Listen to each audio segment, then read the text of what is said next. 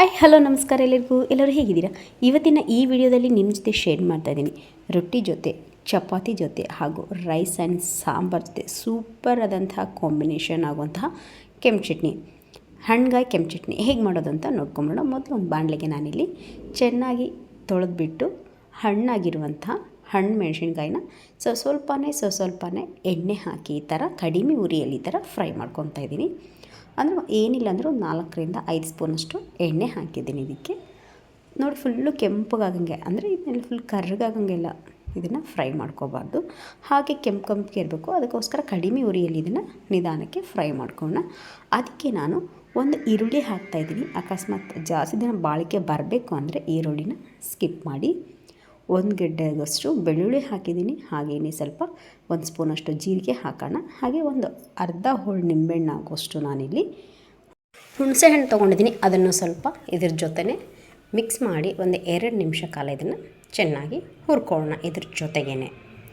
Okay, ಇವಾಗ ಅದ್ರ ಜೊತೆಗೆ ಸ್ವಲ್ಪ ಕರಿಬೇವು ಹಾಕೋಣ. ತೊಳೆದಿಟ್ಕೊಂಡಿರುವಂತಹ ಕರಿಬೇವನ್ನು ಹಾಕಿ ಇದನ್ನು ಇನ್ನೂ ಒಂದು 10-20 ಸೆಕೆಂಡ್ಗಳ ಕಾಲ ಚೆನ್ನಾಗಿ ಕಡಿಮೆ ಉರಿಯಲ್ಲಿ ಹುರ್ಕೊಂಡು ಇದಕ್ಕೆ ನಾನು ಕೊತ್ತಂಬರಿದು ಕಡ್ಡಿ ಇರುತ್ತಲ್ಲ ಅದನ್ನು ಹಾಕ್ತಾಯಿದ್ದೀನಿ. ಇದನ್ನು ಹಾಕೋದ್ರಿಂದ ಒಳ್ಳೆ ಘಮ ಬರುತ್ತೆ, ಒಳ್ಳೆ ಫ್ಲೇವರ್ ಸಿಗುತ್ತೆ.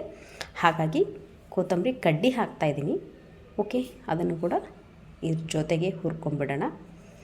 ಈ ಚಟ್ನಿ ಏನಿಲ್ಲ ಅಂದರೂ ಒಂದು 5 ನಿಮಿಷದಲ್ಲಿ ಇದು ರೆಡಿಯಾಗಿ ಹೋಗುತ್ತೆ.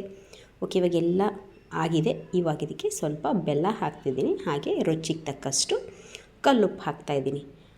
ಇವಾಗ ಇದನ್ನು ಸ್ವಲ್ಪ ತಣ್ಣಗಾಗೋಕ್ಕೆ ಬಿಟ್ಬಿಡೋಣ. ಎಲ್ಲ ಮಿಕ್ಸ್ ಕೊಟ್ಟು ತಣ್ಣಗಾಗಿ ಬಿಟ್ಬಿಡೋಣ. ಫುಲ್ ಕಂಪ್ಲೀಟ್ ತಣ್ಣಗಾದಮೇಲೆ ಇದನ್ನು ನುಣ್ಣಗೆ ಗ್ರೈಂಡ್ ಮಾಡ್ಕೊಂಬಿಡೋಣ. ಓಕೆ ನೋಡಿ, ಒಂದು ಸಲ ಸ್ಟಿರ್ ಆಗಿದೆ. ಇವಾಗ ಕಂಪ್ಲೀಟ್ ತಣ್ಣಗಾಗಿದೆ. ಇವಾಗ ನೋಡಿ ಇದನ್ನು ಸ್ವಲ್ಪನೇ ಹಾಕಿ ನಾವು ಗ್ರೈಂಡ್ಗೆ ಹಾಕಿ ಫುಲ್ಲು ನುಣ್ಣಗೆ ಇದನ್ನು ರುಬ್ಕೊಂಬಂದ್ಬಿಡೋಣ. ಇದನ್ನು ನಾನು ಒಂದು 2 ದಿನಕ್ಕೆ ಮಾಡಿರೋದ್ರಿಂದ ನಾನು ಇದಕ್ಕೆ ಸ್ವಲ್ಪ ನೀರು ಹಾಕಿ ಇದನ್ನು ನಾನು ಗ್ರೈಂಡ್ ಮಾಡ್ತಾಯಿದ್ದೀನಿ. ನೀವು ಬೇಕಿದ್ದರೆ ಹುಣಸೆ ಹಣ್ಣನ್ನ ಸ್ಕಿಪ್ ಮಾಡಿ ಇದಕ್ಕೆ ಬೇಕಾದರೆ ನಿಂಬೆಹಣ್ಣು ಹಿಂಡಿ ನೀವು ಇದನ್ನು ರುಬ್ಕೋಬೋದು. 15 ಡೇಸ್ 20 ಡೇಸ್ 15-20 ದಿನ ಇಟ್ಟರೂ ಕೂಡ ಅದು ಕೆಡೋದಿಲ್ಲ, ಸಖತ್ತಾಗಿರುತ್ತೆ.